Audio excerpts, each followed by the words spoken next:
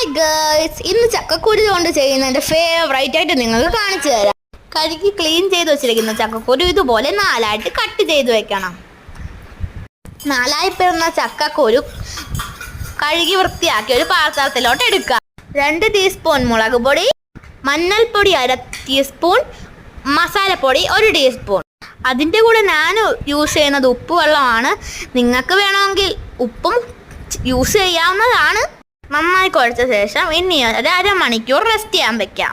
അരമണിക്കൂർ കഴിഞ്ഞ് ഇനി നമുക്ക് ഇവനെ കുക്ക് ചെയ്യാം. ഗൈസ്, പാൻ അടുപ്പിലേക്ക് വെച്ച് എണ്ണ ഒഴിച്ച് എണ്ണ ചൂടാവുമ്പോൾ നമുക്കിനി ഇവനെ അതിനകത്തോട്ട് ഇടാം.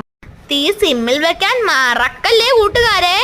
നമുക്ക് ഇവന്മാരെ എണ്ണയിലോട്ട് നിരത്താം. വരൂ ഗൈസ്. എനിക്ക് പാനിലേക്ക് ഫുള്ള് ഇടാൻ പറ്റിയില്ല, അതാ കുറച്ച് ഇവിടെ മാറ്റി വെച്ചിട്ടുണ്ട്. ഗൈസ്, എപ്പോഴും ഇവന്മാരെ ഫ്രൈ ചെയ്യുന്നത് ലോ ഫ്ലെയിമിലാണെന്ന് ശ്രദ്ധിക്കാൻ മറക്കല്ലേ ഗൈസ്. ഇനിയാണ് ടേസ്റ്റ് കൂട്ടാൻ വേണ്ടി നമുക്ക് ഇവന്മാരെയും കൂടി ചേർക്കാം. വെളുത്തുള്ളി, കറിവേപ്പില. 2 മിനിറ്റ് ലോ ഫ്ലെയിമിൽ കുക്കായതിനു ശേഷം ഒന്ന് മറച്ചിട്ട് കൊടുക്കുക. ഇവന്മാരെ ഓവർ കുക്കാവാതെ ശ്രദ്ധിക്കണം.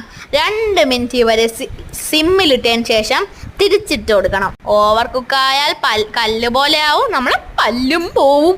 തിരിച്ചിട്ടതിന് ശേഷം ഇവര് 2 മിനിറ്റും കൂടി കുക്ക് ചെയ്യാൻ മറക്കല്ലേ.